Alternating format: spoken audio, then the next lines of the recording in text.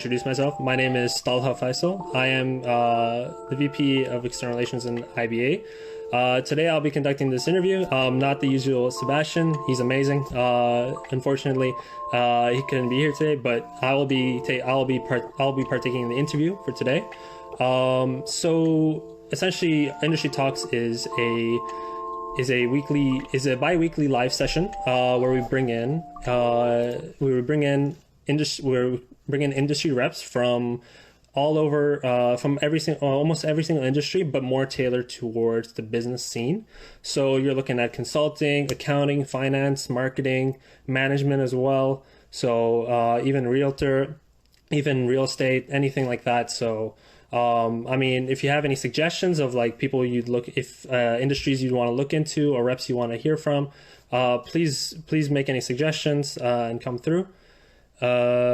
So for our schedule today, the way it's going to work is that I'm just going to introduce our amazing guest today.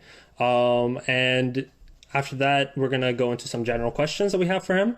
And then we're going to open it up to you guys to ask any in-person or any sort of Q&A. It's going to be a Q&A session, so you can ask him any of your questions, and we'll go through that as well. We'll have 10 minutes for that, approximately towards the end.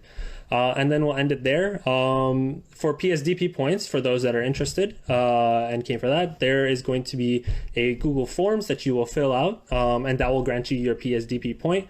There will be a couple of questions, so please pay attention to the interview. Some of the questions we asked, you'll have the answer to them, and some of those questions will be on the form. So yeah, they're not too complicated. It's just to ensure that you guys are paying attention, and are very engaged. So without further ado, I am going to invite our guest host today. Our guest host is an amazing person, honestly, superb. His name is Gonzalo Diaz. He is a real estate sales professional at iPro Realty, a top 2% realtor in Ontario, and he's experienced with customer service, property appraisal, mortgage rates, moving, and market analysis. So, and overall, he has had like over 17 years of experience in the industry, and he has a lot of information to talk about. Honestly, I feel like this episode is going to be really entertaining. So stay tuned for that. I'm going to introduce him now. Honestly, great guy. With all the experience he has, we even ran through some sessions. There you go. There he is. The man of the hour, Gonzalo Diaz. Hi there. Hello, Talha and friends from the University of Toronto. How are you, everybody? How's everybody in today? Everybody, so far, from what I heard, I did a bit of introductions, and so far people are kind of anxious about starting school this year. There are a couple of new faces as well, actually, in the chat. So I guess this is a great way to sort of introduce them to UTM and IBA as well. So yeah, Gonzalo, would you like to just have a minute to just talk about yourself? Say anything you would like. Introduce yourself a bit. Absolutely. I am a civil engineer. I graduated as a civil engineer back in 1985 in South America, and until year 2000, I practiced engineering. It was then when my family and I came to this fantastic country, full of expectations and wishing to raise a family here. As soon as I got here, I joined a construction company, and I worked as a foreman. And I was pretty much ready to become a project director, but it was then that we bought a house, and I noticed how interesting this process was, and how different it was from buying a property in our country, and I kind of liked it. So I asked the guy who led us to buy the property, what did it take to do real estate, and he gave me all the name of the RECO, Real Estate Council of Ontario, and I got the license within about 8 to 10 months. So I joined, at that time, I joined REMAX, and I was working with REMAX for about 5 years. And in 2008, I joined this fantastic company called iPro Realty. As you said, I'm a real estate professional, and I speak Spanish is my mother tongue. I speak some French, which has been really good. I had 2 or 3 deals with people who speak French in Montreal. And I joined iPro in 2008 when this recession. You remember in 2008 there was the housing market. Mm-hmm. The state, it was really tough times. But anyhow, I joined iPro, and I've been here since. iPro is a company with 14 different offices in Southern Ontario, and there are 1,800 plus realtors in iPro Realty. Now, it's a huge company, but it's, you know, it's good. It's a company that has the edge of technology there all the time, and there's good training. So I love this business. I like it. I think I'm going to be doing this business for a long time. That's awesome. That's great to hear. Honestly, like seeing that shift from construction to real estate, that's quite a shift, as well as, you know, a little bit of a comment on the fact that, you know, it's great that you learn French. I mean, and, you know, Spanish as well, is because, you know, as you know, our countries, as it becomes more and more diversified, culturally diversified, that becomes, you know, an essential, basically. You really need that, you know, you need to be able to speak more, at least more than one language, to be honest. Yeah, you see, Talha, I found a connection between real estate and engineering. Again, when Mm-hmm. we got our first home, we had a home inspection, and at the end of the day, it's just engineering as well. Despite the fact that when I worked for 5 years here and my 15 years of experience as a civil engineer, it was different types of the construction, mainly roadworks. Well, building a house is engineering, no matter how you see it. So Mm-hmm. I think my clients find it very useful, and they find value added in the fact that I'm able to talk to them about windows, roofs, furnace, AC, you name it. Never mind about the construction of the walls. I know what's inside the concrete wall. They could be steel, they could be no steels, you know, the type of Right. concrete. So basically, it's really interesting to be able to tell my clients, which, by the way, I hardly ever tell them from the get-go. After they get to know me, I tell them, by the way, I have a Bachelor of Science in Civil Engineering, which is going to help you understand how a house works. Okay, so that Mm-hmm. they found it very helpful, to be honest. All right, awesome. Yeah, that I mean, one thing leads to another, right? So like you got the foundation, and honestly, that foundation is amazing. It really suits and fits well into the real estate business. So just moving forward, I just to get a little bit of a snippet or a background of what your life was like, you know, as a real estate agent. What would you recall as, you know, your greatest success or your favorite memory in the real estate business? Well, Talha, that's a tough one because, in essence, I tend to believe that every day it's a blessing to be helping somebody buy a house or sell a house.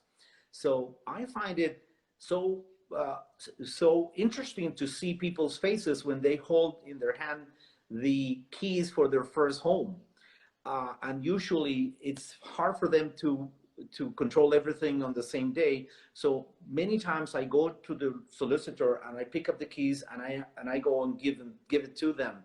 So for me, that very moment is unique. And Right. as I said, I so many times because I know how stressful it is moving into a place after you get a mortgage and after you inspect the house.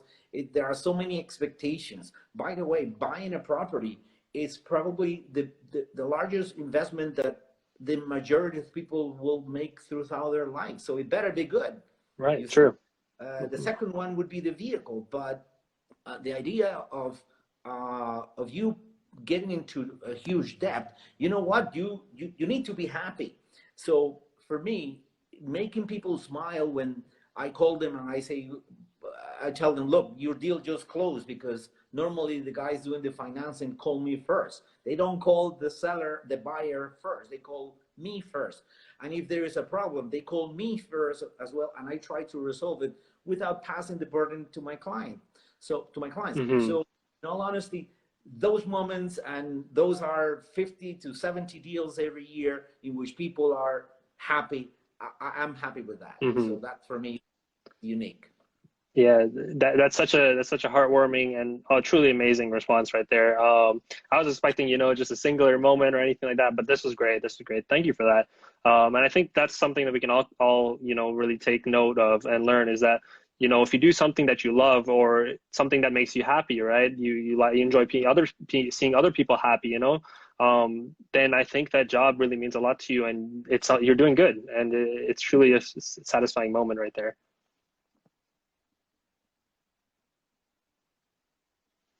Hello?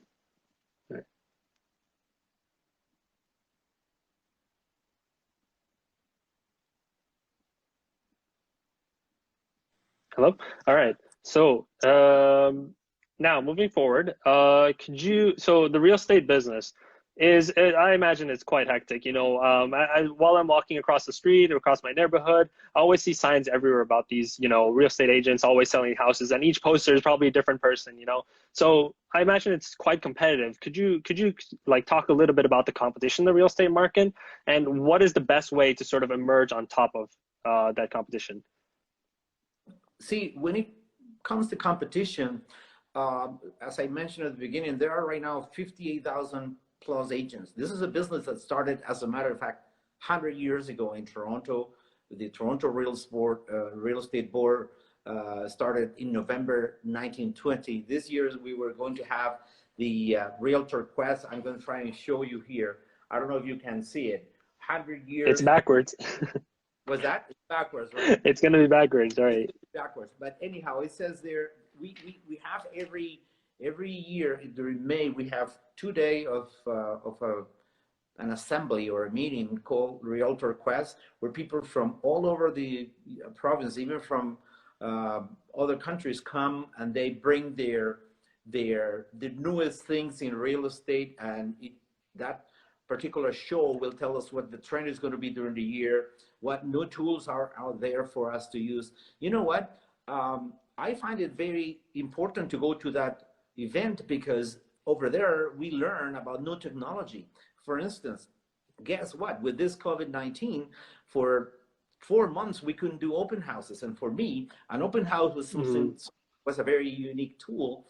But now it's all with high definition virtual tours with drones and different technologies that helps helps you see a house inside without having to go. So it's a competitive game, and if you were not prepared to go along with the technology, you're going to be Hmm. lag behind. So how do I find it in terms of competition? It really depends on you, because if you don't delve into what's new out there, it's going to be really tough. Especially you young guys like you move your fingers in seconds. You talk to hundreds or thousands of people, and if we don't know how to Right. do, you know what, then it's going to be a tough market, right? I wish you had time to send your colleagues or your fellow friends and students there the video I sent you about when the Toronto Real Estate Board started 100 years ago, how it used to be, and what it is right now. So Hmm. it's a really competitive industry, but it's beautiful. It's nice. I mean, Hmm. if you have the passion for it, I guess it's just like everything. It doesn't matter what you do in life. If you have the passion for it, you're going to be fine. You're not going to have Hmm. any issues.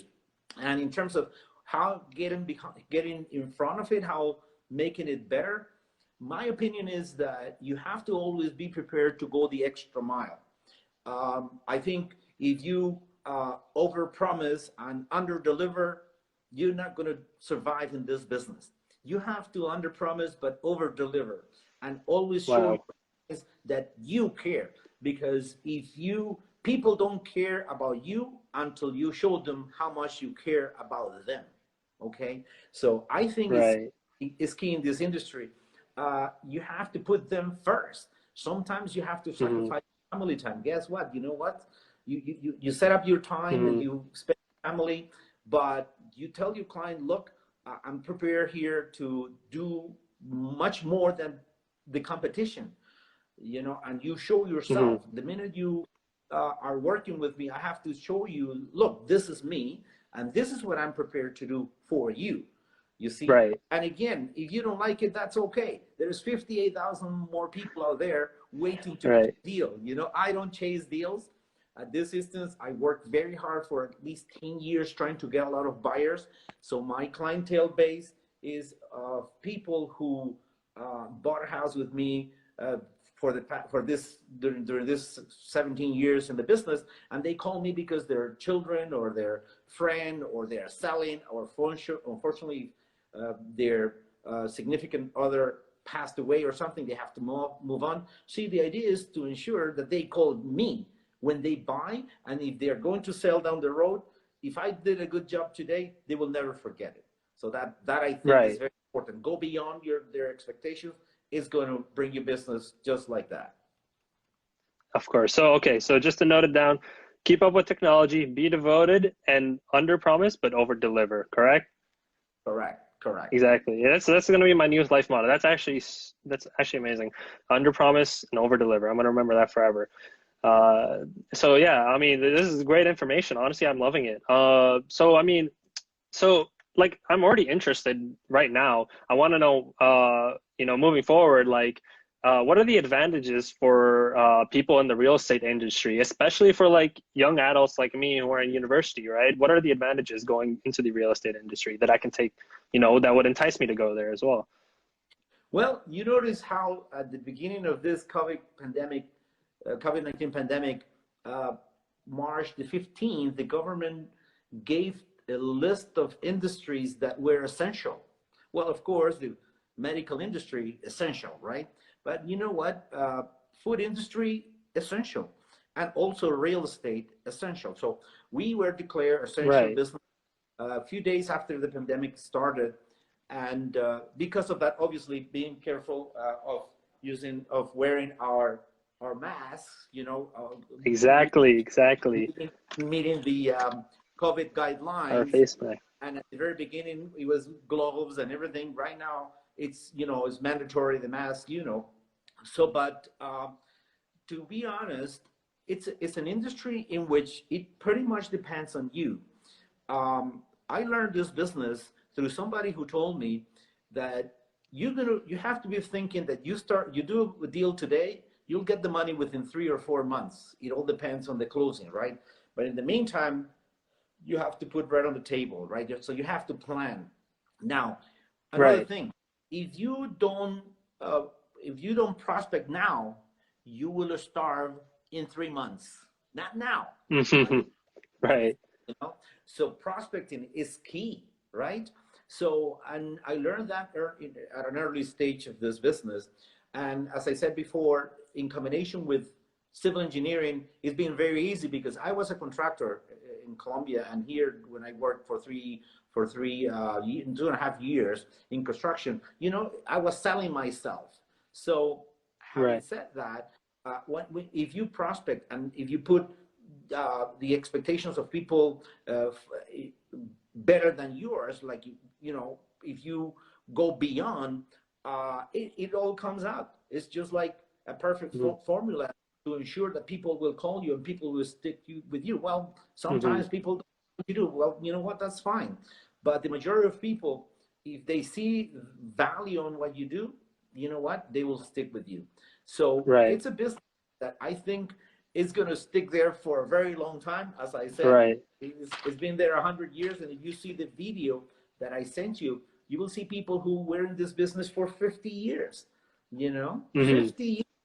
Tell me how many people Talha, that have been in business for 50 years, the same business. Not Probably many. nobody. Exactly. Yeah. Probably, I mean, it's okay, 30 years, maybe 40, but Maybe. 50. Yeah. 50. Come Right. on. So it's an awesome business. Exactly. And as I said, it makes me so happy when I see a family happy when they get their home.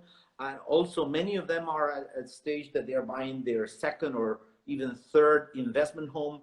Many of my clients have been able to educate you guys with the money they're making out of equity. They take the equity out of the house, 30, 40,000, to be able to Right. pay your school at the university, which is not cheap. I know it's not cheap. Okay. So, Right. it's really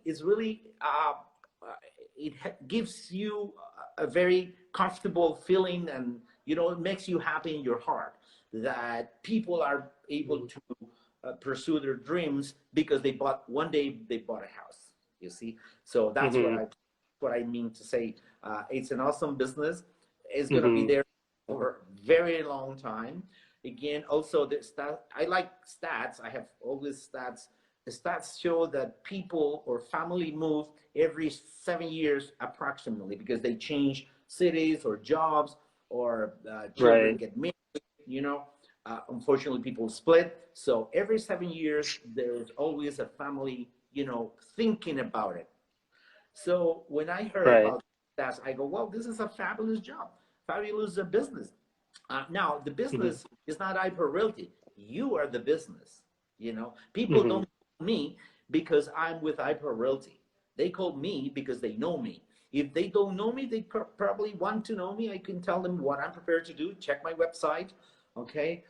Right. I try and show you the best homes, and you decide. If you're selling, I have a system in place that I put a house for sale and I have to sell it within 12 business days. Some people say within 5, you know Mm-hmm. what, I can't do that, but give me 12 business days, your home is gone. Okay, if you do what I Wow. say, your home will be gone. That's confidence, right? That's crazy. So, I mean, that's over 17 years of experience in the industry, I guess. Well, So I'm here. like what we can get from Yeah, so what we can get from this is that, the industry is pretty strong. It's not going anywhere. I mean, if COVID can't stop it, I don't think anything can. And even like it went through the whole recession as well. I mean, it's still here. So like it's gonna stay. It's gonna last for a while. It's a pretty good investment to get into. There's competition. There's obviously gonna be competition everywhere. But like you mentioned, you gotta emerge on top. There are specific ways to do that. And if you're devoted, you should just go for it, right? Exactly. That's pretty much All the right. aim of the game, Talha. Yes, just go for it. Awesome. That sounds great. That's great. So, I mean, speaking of like COVID-19 as well, I just wanted, obviously, as we move forward, like we have students here, uh, soon to graduate, get into their, job that they've been working towards. And even if it's real estate or anything like that, if they join any company, I wanted, a lot of people, what they have on their mind is, okay, how does COVID actually affect, these companies? So how would COVID affect the real estate industry? And when I'm talking about, and even in the future, right? So, and when I mean future, I mean like, so you can talk, it's probably explain like the near future as well as the future down the line. How do you think it's going to change? How has COVID-19 impacted things? It's a great question, Talha. Uh, Hmm. the real estate, and I had to do some research because at the beginning of the pandemic, I thought, I have to be connected. I have to be in touch with people. And I did several video conferences, webinars. Even Sebastian helped me a lot with that. He's very good at it. Hmm. So, and I was able to find out stats about real estate in Canada. And guess what? Uh, the 33.4% of the gross domestic product comes from the real estate industry and its related businesses like Right. lawyers, inspections, construction itself. That's about 1/3 of the gross domestic product in Canada. That's telling you that this is a very important industry. So the government cannot afford to let down the drain 34% of the gross domestic product. No way. Right. Another thing, another thing is that more than 70%, actually it's like 74% of the wealth in Canada is tied to real estate. What's that telling you? Hmm. Very important industry. The government pays attention. Guess what? At that Realtor quest that I was trying to mention, but you see backwards, we have an assembly there. We have an assembly there gathering 3,000 people for this assembly. Sometimes even the candidates to become the mayor of the city, they go there. As a matter of fact, always they go there because they see that realtors matter. We are a very powerful group of people making decisions when it comes to voting. So Right. COVID-19 wasn't the exception. The government had some plans at the beginning of having at least 17 billion for the medical industry and to help people who were hurt. You know what? That 17 billion went from there to 30 billion. Where did the money come from? I said to you, gross domestic product comes from, Exactly. you know, more than 1/3 comes from real estate. So the government cannot let the real estate industry go down the drain. That's why, as I said from the very beginning, the real estate industry was declared essential. We had to meet the COVID guidelines. People who had transactions to close, they closed timely, right? A lot of people got scared because of COVID-19, but the government decided to lower the interest rates. As a matter of fact, just last week, the stress test went down, you see, to keep the industry oiled. You know, I got you. It's a blessing. I've had so far a tremendous year, Talha. I love it. I'm having a great time. Like, it's a little bit difficult because I can't do open houses, and at least 20% of my listings during the year, I get a buyer on an open house, but I have to use technology, right? So COVID-19, in that sense, it was tough because it changed and it forced us to introduce new tools and to be creative as to how to keep going, right? Now, your question, second part of your question, what is it going to be? I have here the recent report where it says the total residential transactions year to year were increased by nearly 30%, 29.5%. Okay, the average selling price year over year as of today 16.9% higher. The total new listings year over year 24.7. Again, you're going to see it backwards, but it's there, the stats, and it's nearly 25% more, the total new listings. What is this telling you? We are not stopping, and I think it's going to be a fabulous year. And I encourage people who are buying, this is the year to buy because the interest rates are lower. The banks have the money and they want to lend it. So you have to meet the guidelines, and you have to get a good realtor to help you through the process. And of course, the realtor should have a connection to get you the financing and the home inspector and hopefully a good lawyer. So I encourage people who have been procrastinating purchasing, I encourage them to go ahead, because I don't know what's going to be next year. I think it's the opportunity. People were expecting the prices to go down. You know what? It didn't happen. It didn't happen. Reason being, it's a strong market. Again, 35% is tied up to the GDP comes from the real estate industry. Do you think it's going to go down? No, it's not going to go anywhere. If anything, it's going to go up. Okay. Right. Exactly. So yeah, my take is it's going to be different, but it's going to be fabulous. I'm pretty sure it's going to be a good deal. Awesome. I mean, I guess this is a message to anybody, not only just, in the real estate industry, is that, now's the time to really just invest, take your money and try to put it into what you believe, you want to work on right now. Like right now, especially like you mentioned, interest rates are low. Like banks want to loan out money to you right now, and you should really get investing, get started with what you want. So I honestly, great advice. I would even take it upon myself to actually take this initiative as well, to just go out there and buy a house, I guess. I don't know. Maybe it's too early for me, but anyhow, so thank you so much. This marks the end of the general question session. We still have 10 minutes available for Q&A session. So we're going to open it up to the live chat. And so if you guys have any questions throughout the interview that you've been able to keep or write down for yourselves, please go ahead and type them up right now, and we'll go through them.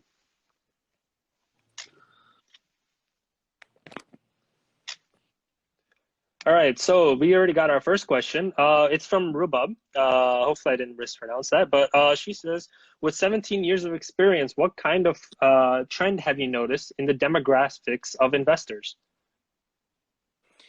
Well, investors is a different animal, okay? Investors are now trying to buy homes and make them into duplex, triplex, fourplex. It used to be to make it just an upper level and lower level residence, but now they're trying for a smaller like a smaller apartments and making duplex, triplex. That's one of the things. Right. Now, it all depends on what stage of investing you're at, but definitely it's not going to be condo apartments unless you're a young fellow, because young guys could start doing investment through condo apartments, which are not too expensive and they will appreciate. But it depends on what stage of investing you're at. Some people might even go into commercial. I'm not too much into the commercial, but people right now in the investing are trying to make at least three dwellings out of a property.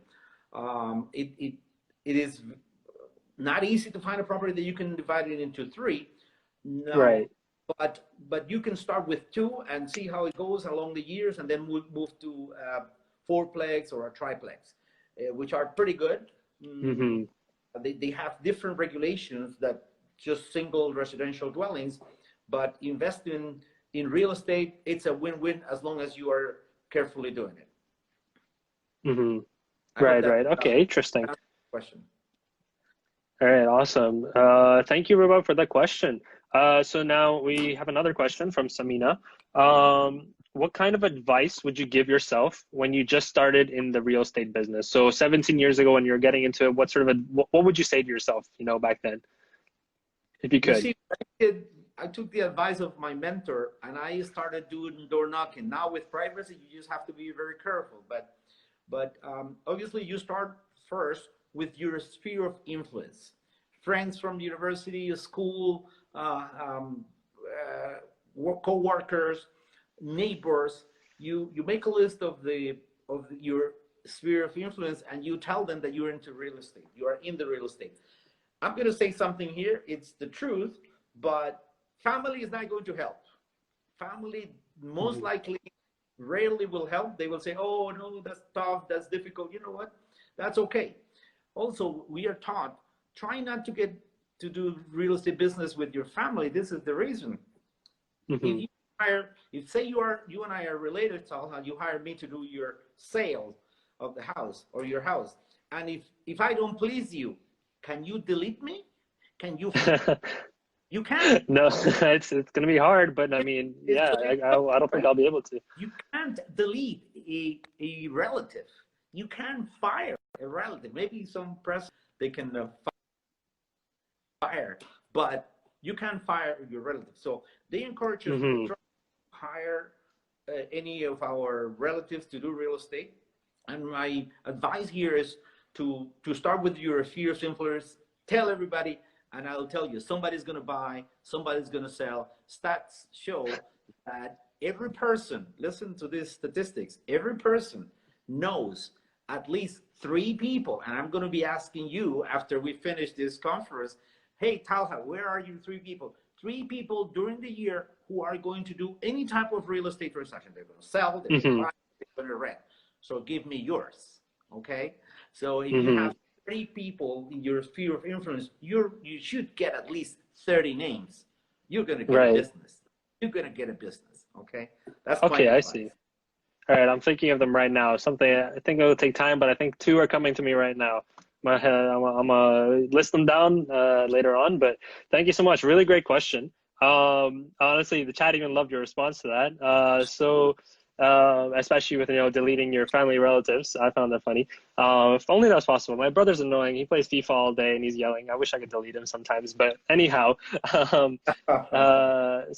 so no, just kidding. I love him. He's great. But anyways, Rubo had another question. Every rule has an exception.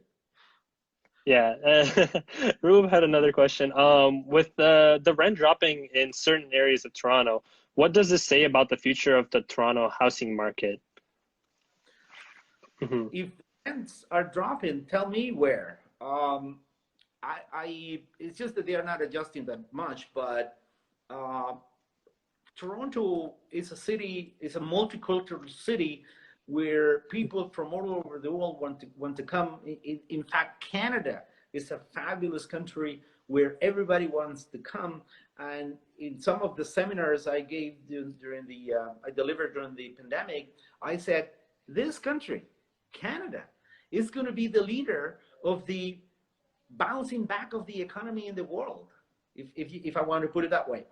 It's going to be an example to the world as to how, after being organized and disciplined, we are back. We never went down. We were just quiet and still, but we were never knocked down. So because we were knocked down, we should be able to go back on track fast or faster than any other country. Now, the rental industry in Toronto is gigantic when it comes to international students.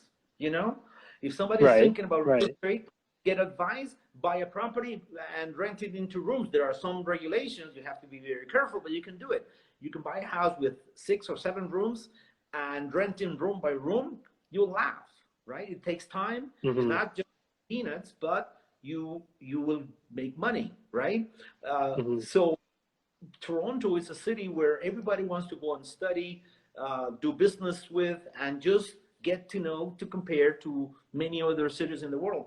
I've had the opportunity to see quite a few capitals of the world, and Toronto is compared to pretty much none. Toronto is a fabulous city where everybody is so friendly.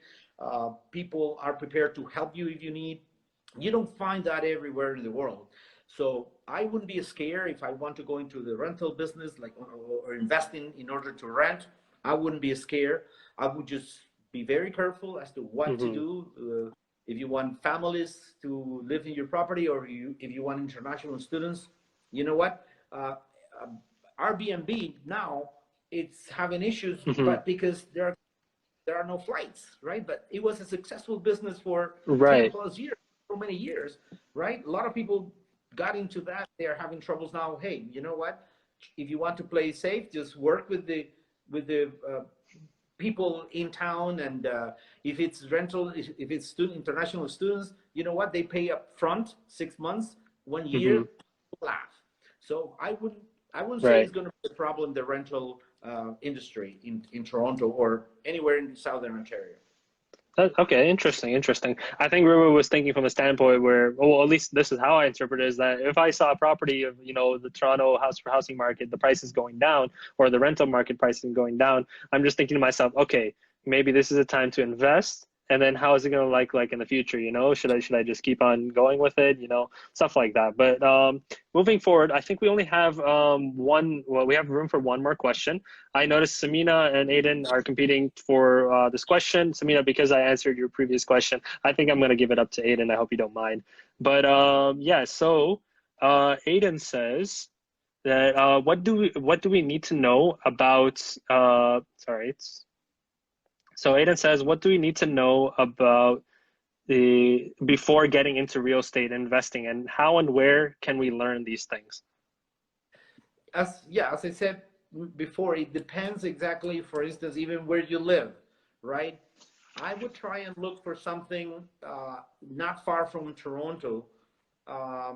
You have to choose between residential or commercial. Commercial has more into it compared to residential. I would try and find something that you can turn into more than one residential unit. And you need to ensure that there's parking, there's easy access to the property. We have tons of stats that show what are the best areas to invest, okay? Depending on what you want to invest in. It could be a condo. You know what?